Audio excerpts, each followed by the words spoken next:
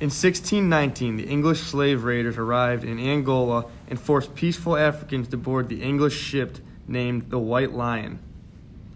The Angolans were brought from their west central African lands to the British colony of Jamestown, Virginia. This marked the beginning of the British colony's involvement in the slave trade. Slaves in Jamestown would be sent to work in tobacco fields. In 1641, Massachusetts became the first colony to recognize slavery as a legal institution.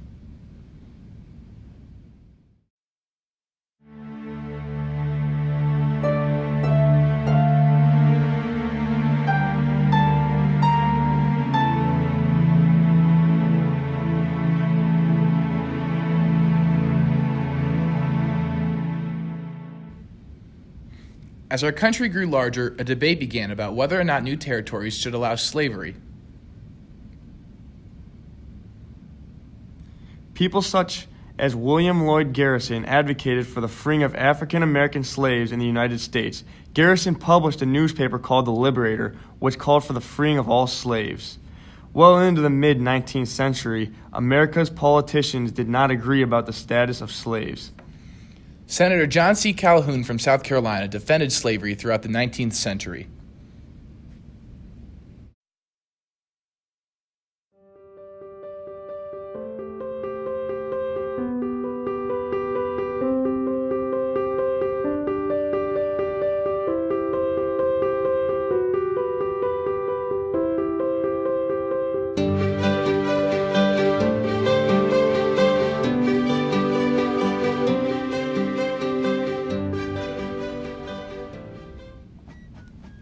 As President Lincoln publicly opposed slavery, Southern states sought to protect what they considered was their property.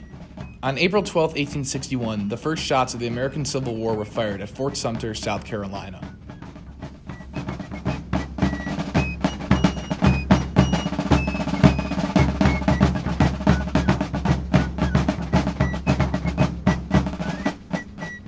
On January 31, 1865, Congress met and passed the 13th Amendment, making slavery illegal only by means of punishment or crimes.